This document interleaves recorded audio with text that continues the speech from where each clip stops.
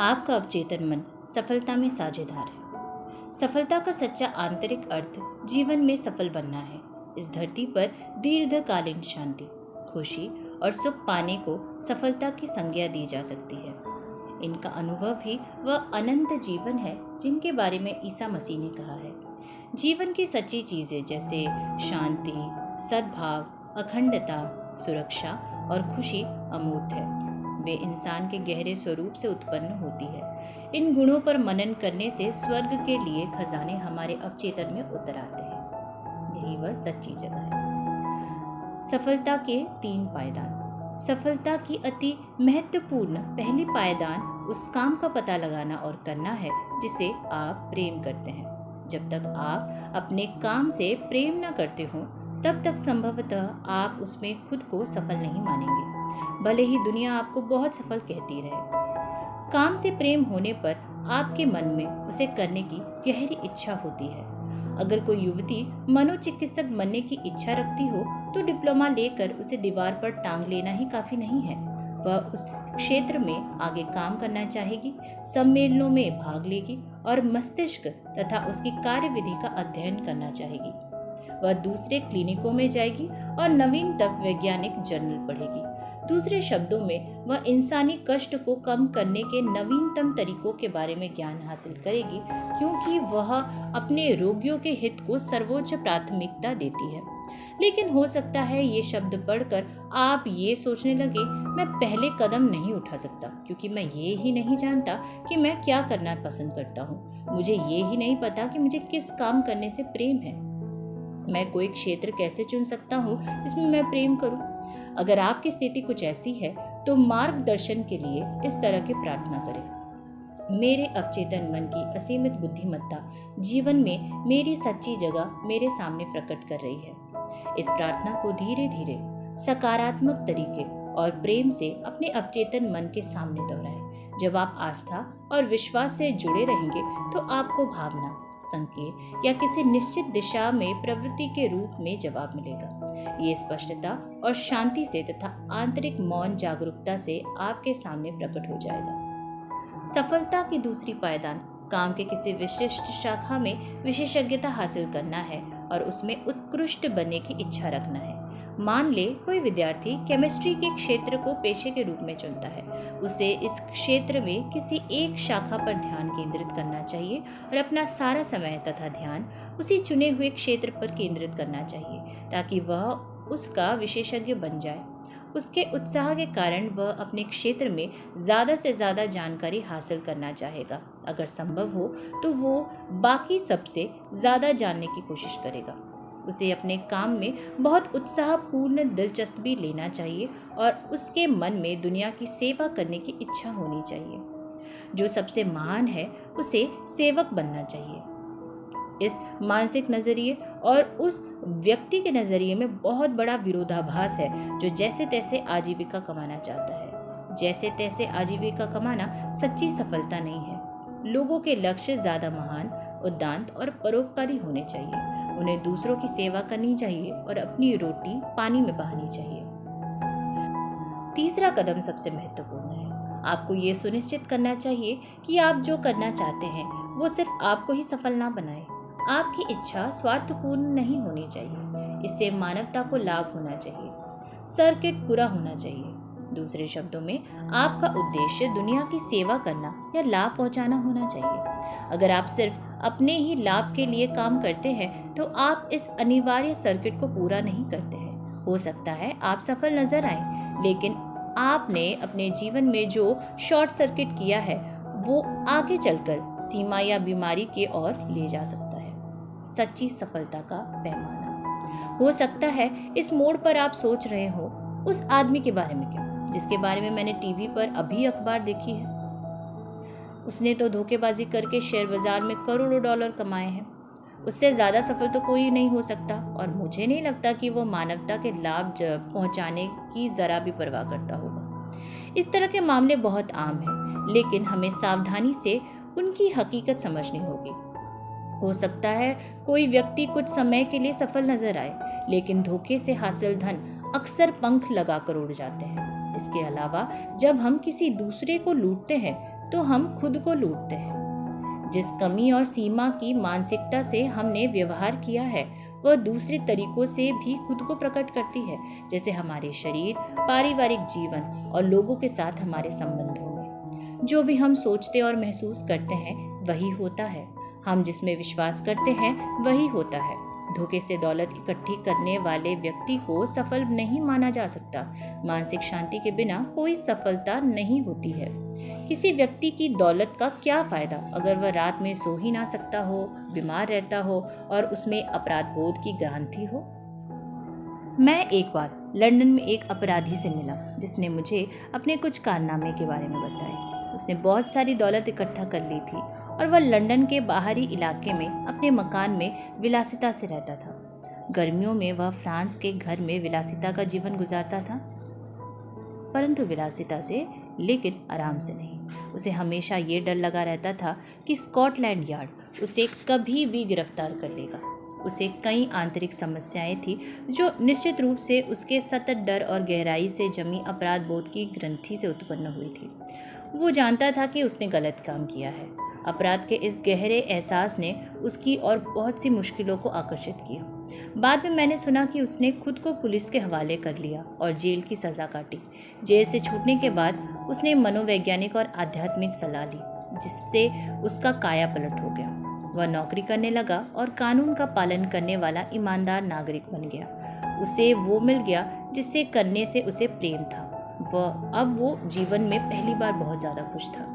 सफल व्यक्ति अपने काम से प्रेम करता है और खुद को पूरी तरह व्यक्त करता है। सफलता सिर्फ दौलत इकट्ठा करना नहीं है, ये तो उसके ऊंचे आदर्शों पर निर्भर करती है। सफल व्यक्ति वो है जिसने गहन मनोवैज्ञानिक और आध्यात्मिक समझ हासिल कर ली है। आज के कई महान बिजनेसमैन सफलता के लिए अपने अवचेतन मन की सही उपयोगिता को हासिल करते हैं। वे किसी आगामी प्रोजेक्ट को इस तरह देखते हैं जैसे वो पहले ही पूरा हो चुका है। उसकी साकार तस्वीर देखने और अपनी प्रार्थनाओं के परिणाम को महसूस करने के बाद अपने अवचेतन मन में उस प्रोजेक्ट को पूरा करता हुआ देखते हैं। अगर आप किसी लक्ष्य की स्पष्टता से कल्पना कर सके तो आपको आवश्यक चीज़ें मिल जाएगी। ये चीज़ें आपको अवचेतन मन की चमत्कारी शक्ति द्वारा ऐसे तरीकों से मिलेगी जिनके बारे में आप कुछ नहीं जानते। सफलता के 3 पायदानों पर विचार करते समय आपको अपने अवचेतन मन की रचनात्मक शक्तियों को कभी नहीं भूलना चाहिए। यही सफलता की किसी भी योजना के सारे कदमों के पीछे की शक्ति है। आपका विचार रचनात्मक है। विचार भावना के साथ मिलकर कल्पनावादी आस्था या विश्वास बन जाता है। जब आप समझ लेते हैं कि आपके भीतर एक प्रबल शक्ति है जो आपकी सारी इच्छाओं को साकार करने में सक्षम है, तो आपको आत्मविश्वास और शांति का एहसास मिलता है। आप चाहे जो काम करते हो, आपको अपने अवचेतन मन के नियम अवश्य सीखने चाहिए। जब आप जानते हैं कि अपने मन की शक्ति का कैसे प्रयोग किया जाए, जब आप खुद को पूरी तरह अभिव्यक्त कर रहे हों और अपनी प्रतिभा से दूसरों को लाभ पहुंचा रहे हों, तो आप सच्ची सफलता के अचूक मार्ग पर हैं। अगर आप ईश्वर के काम या इसके किसी हिस्से से जुड़े हैं तो ईश्वर आपके साथ है। ऐसे में कौन आपके खिलाफ टिक सकता है? धरती या आसमान में कोई ऐसी शक्ति नहीं है जो आपको सफलता तक पहुंचने से रोक सके। उसने अपना सपना कैसे साकार किया? हॉलीवुड में मैं एक अभिनेता से मिला जिसका नाम शायद हर फिल्म देखने वाले या टेलीविज़न प्रेमी को मालूम होगा। उसने मुझे बताया कि वह मिडवेस्ट में एक छोटे से खेत पर पला बड़ा था। उसका परिवार जैसे तैसे गुजारा करता था। उसके मनोरंजन का एकमात्र साधन पुराना ब्लैक एंड वाइट टीवी था जिस पर मुश्किल से 2 चैनल आते थे। इसके बावजूद उसने अभिनेता बनने का सपना कभी नहीं छोड़ा।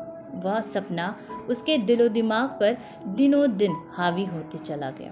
उसने बताया, जब मैं बाहर खेती में काम करता था या खलियान में गायों को वापस लाता था, तब भी मैं सारे समय कल्पना करता था कि मेरा नाम एक बड़े थिएटर के बाहर बड़े बड़े अक्षरों में लिखा है। मैंने हर चीज़ स्पष्टता से देखी। प्रशंसकों की भीड़ शोर मचा रही थी। इंटरव्यू लेने वाले मुझे घेरे हुए हैं। मैं ये तस्वीर बरसों तक देखता रहा। आखिरकार मैंने घर छोड़ दिया। मैं लॉस एंजलिस पहुंच गया और मुझे फिल्मों तथा टीवी कार्यक्रमों में एक्स्ट्रा का काम मिल गया। जल्दी ही मुझे अभिनेता के रूप में पहली भूमिका मिल गई। प्रीमियर की रात जब मैं कार से थिएटर पहुंच गया तो बेहोश होते होते बचा। वहां पर मेरा नाम बड़े बड़े अक्षरों में रोशनी में चमक रहा था। भीड़ थी और अखबार के रिपोर्टर थे। सब कुछ वैसा ही था जैसे मैंने सपने में कल्पना की थी। उसने आगे कहा, मुझसे ज्यादा कौन जान सकता है कि लगातार की गई कल्पना की शक्ति सफलता दिला सकती है। सपने की फार्मेसी हकीकत बन गई। कुछ साल पहले मैं एक युवा फार्मासिस्ट से मिला जिसका नाम मैरी एस था। वो एक बड़े चेन ड्रग स्टोर के प्रिस्क्रिप्शन डिपार्टमेंट में काम करती थी। एक दिन वह जब मेरे लिए दवा बना रही थी तो मैंने उससे पूछा कि उसे ये नौकरी कैसे मिली। ओह ठीक है, उसने कहा था, तनख्वाह और कमीशनों में से काम चल जाता है। इसके अलावा कंपनी मुनाफा भी बांटती है। अगर किस्मत अच्छी रही तो मैं इतनी कम उम्र में रिटायर हो जाऊंगी कि जीवन का आनंद ले सकूं। खामोश रहने के बाद मैंने उनसे पूछा, क्या आपने बचपन में यही सपना देखा था जब आपने फार्मासिस्ट बनने का फैसला किया था? उसके चेहरे पर मुश्किल का भाव आ गया। वो बोली, नहीं, मेरे ख्याल से नहीं। मैंने हमेशा खुद को अपने स्टोर की मालकिन के रूप में देखा था। मैं चाहती थी कि जब मैं सड़क पर चलूं तो लोग मेरा नाम लेकर हेलो बोलें। मैं भी उन सबके नाम जानती थी क्योंकि मैं उन्हें दवाएं देती थी। आप सोचेंगे कि ये अजीब है, लेकिन मैंने इस बारे में भी सपने देखे थे कि माता पिता अपने बीमार बच्चों की दवा के लिए मुझे आधी रात को फ़ोन कर रहे हैं। मैं अपने पजामे के ऊपर कपड़े पहनकर नीचे स्टोर तक जा रही हूँ और उन्हें उनकी ज़रूरत की दवा दे रही हूँ। मेरे सपने की तस्वीर किसी बड़े स्टोर के अकाउंटेंट के पीछे 9 से 5 की नौकरी जैसी तो नहीं थी, है ना? निश्चित रूप से नहीं है, मैंने कहा। लेकिन आप अपने सपने को पूरा करने की कोशिश क्यों नहीं कर रही हैं? क्या आप उसमें ज़्यादा खुश और सफल नहीं होंगी? अपनी नज़रें ऊपर रखें, यहाँ से बाहर निकलें, अपना खुद का स्टोर शुरू करें। मैं कैसे कर सकती हूँ? उसने अपना सर हिलाकर पूछा। इसमें तो बहुत पैसे लगेंगे और हम इस वक्त जैसे तैसे महीना काटते हैं। इसके बाद मैंने उसे एक अद्भुत सच्चाई बताई। वह जिसे भी सच मानती है उसे वह वास्तविकता में ला सकती है। मैंने उसे अवचेतन मन की शक्तियों के बारे में बताया। वह जल्दी ही समझ गई कि अगर वह अपने अवचेतन मन तक स्पष्ट और विशिष्ट विचार पहुंचा दे तो वे शक्तियाँ किसी तरह उसे साकार कर देगी। वह कल्पना करने लगी कि वह अपने खुद के स्टोर में थी। उसने मानसिक रूप से बोतलें जमाई, पर्चों पर लिखी दवाइयाँ बनाई और ग्राहकों के इंतजार करने की कल्पना की जो उसके पड़ोसी और मित्र थे। उसने अच्छे खासे बैंक बैलेंस की तस्वीर भी देखी। मानसिक रूप से वह अपने काल्पनिक स्टोर में काम करने लगी। अच्छी अभिनेत्री की तरह उसने अपनी भूमिका अच्छी तरह निभाई। मैं जिस तरह अभिनय करूंगी वैसे ही बन जाऊंगी। वह पूरे दिल से अभिनय में जुट गई। वह इस तरह जीती थी, चलती थी और काम करती थी जैसे वह स्टोर की मालकिन हो। कुछ साल बाद मुझे मैरी का चिट्ठी मिला। उसने उस पर लिखकर बताया था कि हमारी बातचीत के बाद उसके जीवन में कैसे मोड़ आया।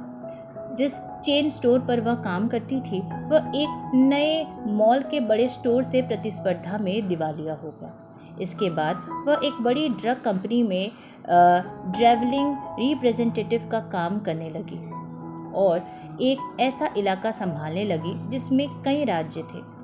एक दिन काम के सिलसिले में उसे अपने इलाके की पश्चिमी कोने से एक छोटे कस्बे में जाना पड़ा। उस कस्बे में दवा की सिर्फ एक ही दुकान थी। वह वहाँ पहले कभी नहीं गई थी, लेकिन जिस पल वह अंदर आई उसने उसे पहचान लिया। वह हूबहू उसी स्टोर जैसा था जिसका सपना उसने अपनी कल्पना में इतनी स्पष्टता से देखा था।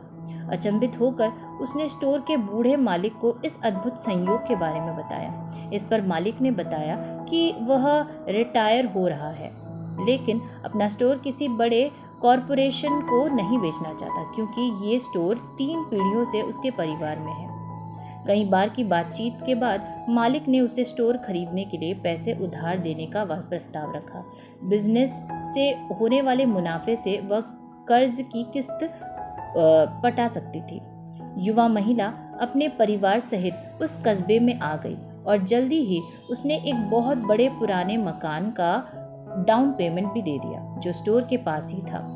अब जब वह सुबह स्टोर जाती है तो पास से गुजरने वाले हर व्यक्ति उसका नाम लेकर हेलो कहते हैं। सब उसे जानते हैं क्योंकि वह उन्हें दवाई देती है। बिजनेस में अवचेतन मन का उपयोग करना। कुछ साल पहले मैंने बिजनेस एग्जीक्यूटिव के एक समूह के सामने कल्पना और अवचेतन मन की शक्तियों पर भाषण दिया। भाषण में मैंने ये बताया कि महान जर्मन कवि गेटे मुश्किलें और समस्याएं आने पर अपनी कल्पना का किस तरह प्रयोग करते थे। गेटे के जीवन लेखकों के अनुसार वे घंटों तक अकेले काल्पनिक बातचीत करते रहते थे। वे कल्पना करते थे कि उनका कोई दोस्त उनके सामने बैठा है और उन्हें सही जवाब दे रहा है। दूसरे शब्दों में वे ये कल्पना करते थे कि उनका दोस्त उनकी समस्याओं के बारे में उन्हें सही और उचित सलाह दे रहा है। वे उस दोस्त की सामान्य मुद्राओं और बोलने की खास अंदाज की कल्पना करते थे। वे इस पूरे काल्पनिक दृश्य को जितना वास्तविक और स्पष्ट बना सकते थे बना लेते थे। इस भाषण में एक युवा स्टॉक ब्रोकर भी मौजूद था। उसने गेटे की तकनीक अपना ली। वह एक परिचित करोड़पति निवेशक से काल्पनिक बातचीत करने लगी, जिसने एक बार शेयरों की समझदारी भरे सुझाव के लिए उसे बधाई भी दी थी।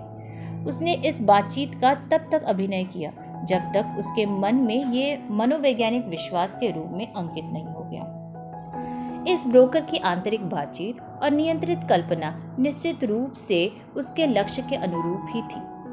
उसका काम अपने क्लाइंट को दमदार निवेश का सुझाव देना था। जीवन में उसका लक्ष्य ये था कि अपने क्लाइंट को ज़्यादा से ज़्यादा लाभ पहुंचाना और अपनी समझदारी भरी सलाह से उन्हें समृद्ध बनाना। वह अब भी अपने बिजनेस में अवचेतन मन का उपयोग करती है। वो अपने क्षेत्र में बहुत ज़्यादा सफल है। एक प्रमुख वित्तीय पत्रिका में हाल ही में उसका इंटरव्यू भी छपा है। 16 साल का लड़का असफलता को सफलता में बदलता है। 16 साल के डॉग एम ने मुझे बताया, मैं हर चीज़ में असफल हो रहा हूँ। मैं नहीं जानता कि ऐसा क्यों हो रहा है। मुझे लगता है कि मैं मूर्ख हूँ। शायद अच्छा यही रहेगा कि उनके स्कूल से निकालने से पहले ही मैं खुद ही स्कूल छोड़ दूँ। आगे की बातचीत से मुझे ये पता चला कि डॉग का नज़रिया ही गड़बड़ था। वह अपनी पढ़ाई के बारे में ही उदासीन था और अपने कुछ टीचर्स तथा सहपाठियों के प्रति द्वेष भी पाले था। मैंने उसे सिखाया कि पढ़ाई में सफल होने के लिए वह अपने अवचेतन मन का इस्तेमाल कैसे कर सकता है। वह दिन में कई बार कुछ सच्चाइयों की घोषणा करने लगा, खास तौर पर सोने से ठीक पहले और सुबह जागने के ठीक बाद। जैसा हम देख चुके हैं, अवचेतन मन तक पहुंचने का विचार सबसे ज़्यादा सक्रिय रात में होता है। उसने ये सकारात्मक घोषणा की, मुझे एहसास है कि मेरा अवचेतन मन यादों का भंडार है। ये हर उस चीज़ का संग्रह करता है जो मैंने पढ़ी है और टीचर्स के लेक्चर में सुनी है। मेरी याददाश्त आदर्श है, बशर्ते मैं उसका इस्तेमाल करने का चुनाव करूं। मेरे अवचेतन मन की असीमित बुद्धिमत्ता मुझे वह हर चीज़ लगातार बताती है जो मुझे परीक्षा में जानने की ज़रूरत है, चाहे वो लिखित हो या मौखिक हो। मैं अपने सभी टीचर्स और सहपाठियों के प्रति प्रेम और सद्भाव दर्शाता हूँ। मैं सचमुच चाहता हूँ कि वे सफल हों और उन्हें सभी अच्छी चीज़ें मिलें। डॉग अब पहले से बहुत ज़्यादा स्वतंत्रता का अनुभव करने लगा। उसे अब हर विषय में ए ग्रेड मिल रहे थे। वो लगातार कल्पना करता था कि उसके टीचर्स और माता पिता पढ़ाई में उसकी सफलता पर उसे बधाई दे रहे हैं। खरीदने और बेचने में सफल कैसे बने? खरीदते या बेचते समय ये ध्यान रखें कि आपका चेतन मन स्टार्टर है और आपका अवचेतन मन मोटर है। आप मोटर चालू करेंगे तभी ये काम शुरू कर पाएगी। आपका चेतन मन आपके अवचेतन मन की शक्ति को जानता है। अपनी स्पष्ट इच्छा, विचार या छवि को अपने अवचेतन मन तक पहुंचाने का पहला कदम उसे शांत करना है, ध्यान को गतिहीन करना है और स्थिर होना है और शांत बनना है। शिथिल, निष्क्रिय और शांत मानसिक नजरिया बाहरी मामलों तथा गलत विचारों को अचेतन मन तक पहुंचने से और लक्ष्य में हस्तक्षेप करने से रोकता है। यही नहीं, मस्तिष्क के शांत, निष्क्रिय और ग्रहणशील नजरिए में न्यूनतम प्रयास की जरूरत होती है। दूसरा कदम मनचाहे परिणामों की वास्तविकता की कल्पना करना है। उदाहरण के लिए हो सकता है आप कोई मकान खरीदना चाहते हो। अपनी शिथिल मानसिक अवस्था में आप इस तरह घोषणा करते हैं, मेरे अवचेतन मन की असीम बुद्धिमत्ता परम बुद्धिमान है। ये मुझे अपनी सारी ज़रूरतों का पूरा करने का आदर्श मकान बनाती है जिसे मैं खरीद सकता हूँ। मैं अब इस आग्रह को अपने अवचेतन मन तक सौंपता हूँ। मैं जानता हूँ कि ये मेरे आग्रह की प्रकृति के अनुरूप प्रतिक्रिया करेगी। मैं इस आग्रह को पूर्ण आस्था और विश्वास के साथ उसी तरह मुक्त कर रहा हूँ जिस तरह किसान जमीन में बीज बोता है, विकास के नियमों में अंदरूनी विश्वास के साथ। आपकी प्रार्थना का जवाब अखबार के किसी विज्ञापन या दोस्त से मिल सकता है, या हो सकता है कि आपको किसी खास मकान के तरफ सीधे मार्गदर्शन दिया जाए जो ठीक वैसा ही हो जैसा आप चाहते हो।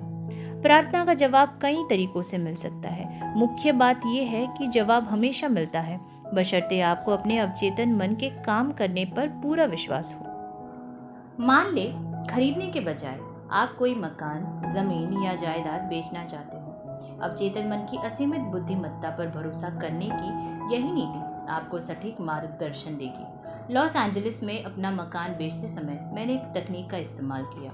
जब मैंने यही तकनीक अपने पहचान के कई रियल एस्टेट ब्रोकर्स को बताई तो वे भी इसका इस्तेमाल करने लगे। इससे उन्हें उल्लेखनीय परिणाम मिल रहे हैं। मैंने अपने मकान के सामने घास पर एक साइन बोर्ड लगाया जिस पर लिखा था बेचना है। उस रात सोने से ठीक पहले मैंने खुद से पूछा, मान लो तुम्हें घर के लिए खरीदार मिल गया तो फिर तुम क्या करोगे? जवाब था, मैं बेचना है कि साइन बोर्ड को कचरे में फेंक दूंगा। अपने मस्तिष्क के अंदरूनी पर्दे पर मैंने इस विस्तृत दृश्य को देखा। मैंने साइन बोर्ड पकड़ा, उसे जमीन से उखाड़ा, अपने कंधे पर रखा और मकान के पीछे कूड़ेदान की तरफ ले गया। मैंने उसे फेंकते हुए कहा, मदद के लिए धन्यवाद, लेकिन अब मुझे तुम्हारी जरूरत नहीं है। मैं गहरी संतुष्टि के एहसास के साथ सोने गया कि काम पूरा हो गया था। अगले दिन एक आदमी ने मुझे उस मकान का बयाना दे दिया और कहा, अब आप उस साइन बोर्ड को फेंक सकते हैं, अब आपको उसकी ज़रूरत नहीं है। मैंने उसकी सलाह पर अमल किया। मैंने साइन बोर्ड उखाड़ा और उसे फेंक दिया। आंतरिक क्रिया ने बाहरी क्रिया को साकार कर दिया। इसके बारे में नया कुछ नहीं है, जैसा भीतर वैसा बाहर। दूसरे शब्दों में, आपके अवचेतन मन पर छपी तस्वीर जैसा होगा वैसा ही दृश्य आपके जीवन के पर्दे पर उभरेगा। बाहरी स्वरूप आंतरिक स्वरूप का प्रतिबिंब दिखाता है। बाहरी कर्म आंतरिक कर्म का अनुसरण करता है। यहाँ घर, जमीन या जायदाद बेचने का एक और प्रभावी तरीका बताया जा रहा है। धीरे धीरे, शांति से और भावना के साथ ये सकारात्मक घोषणा करें, असीमित बुद्धिमत्ता इस मकान के उस खरीदार को मेरी ओर आकर्षित कर रही है जो इसे चाहता है और इसमें समृद्ध होता है। इस खरीदार को मेरे पास मेरे अवचेतन मन के रचनात्मक ज्ञान ने भेजा है जो कभी गलतियां नहीं करता है। हो सकता है वो खरीदार कहीं और मकान देखे, लेकिन मेरा मकान ही उसे पसंद आएगा और वो इसे ही खरीदेगा क्योंकि उसके भीतर की असीमित बुद्धिमत्ता उसका मार्गदर्शन करेगी। मैं जानता हूँ कि खरीदार सही है, समय सही है और कीमत भी सही है। इसके बारे में हर चीज सही है। मेरे अवचेतन मन का अधिक गहरा प्रवाह अब हम दोनों के दैविक विधान के साथ एक हो गया है। मैं जानता हूँ कि ऐसा ही होगा।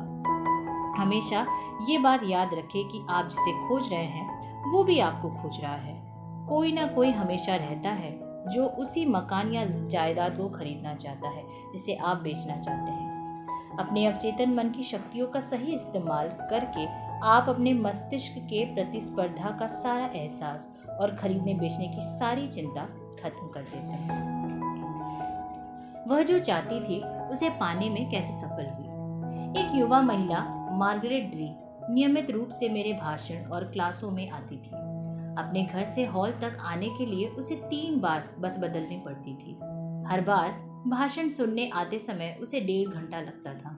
एक दिन वह मेरा घोषणा सुनने आई जिसमें मैंने उसे बताया कि एक युवक को अपनी नौकरी के सिलसिले में कार की जरूरत थी और कल्पना के प्रयोग से उसे वो मिल गया। वह घर गई और भाषण की सुनी तकनीक आजमाने लगी। उसने बाद में मुझे चिट्ठी लिखकर बताया कि उसने मेरे तरीके को कैसे लागू किया और उसके बाद क्या हुआ।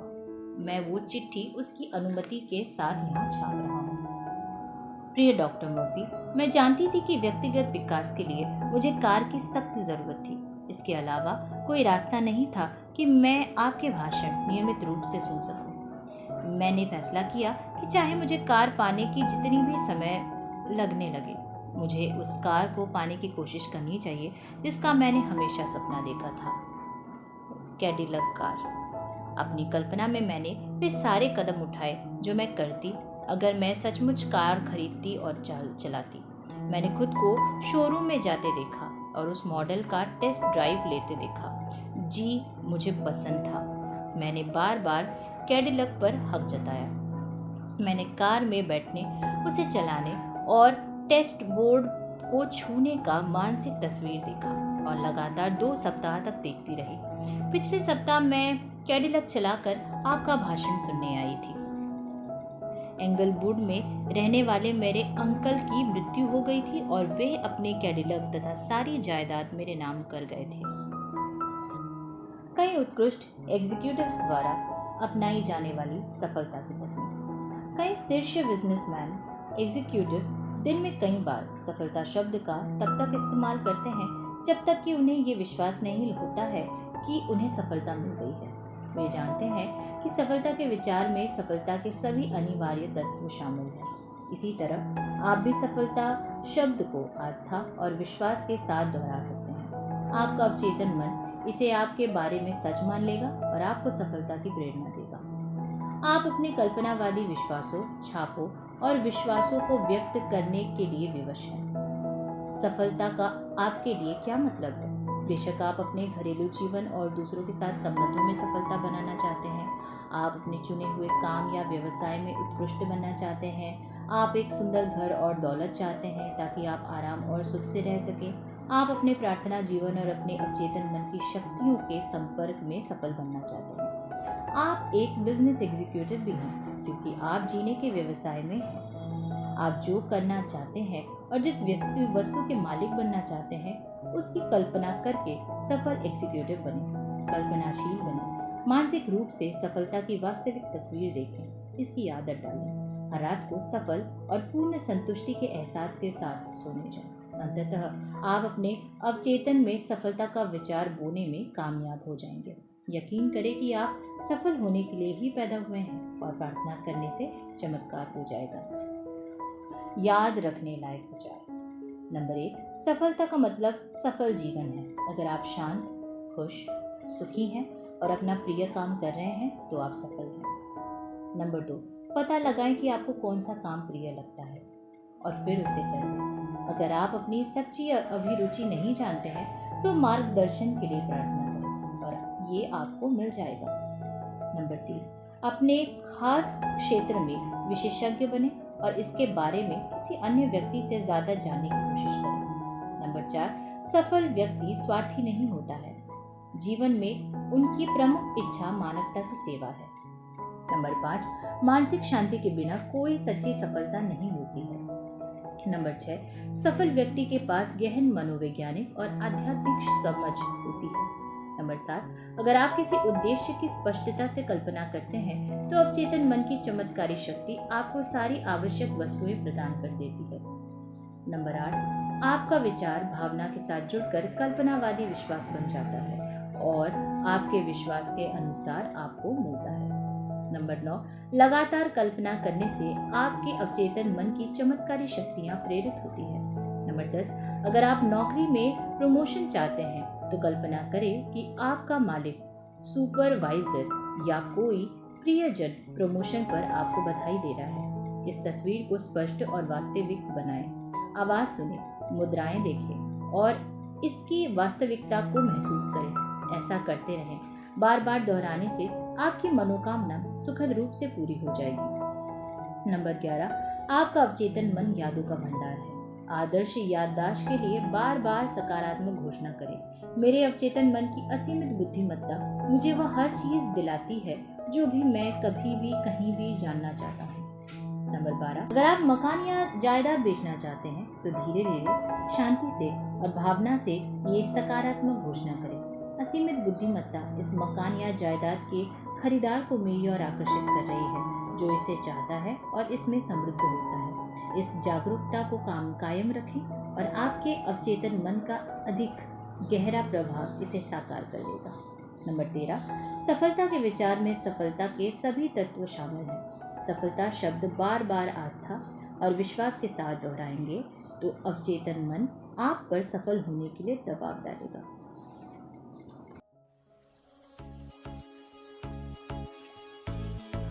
आप सुन रहे थे डॉक्टर जोसेफ मर्फी की best seller book the power of your subconscious mind का हिंदी अनुवाद। उम्मीद है कि आपको ये बहुत पसंद आया होगा।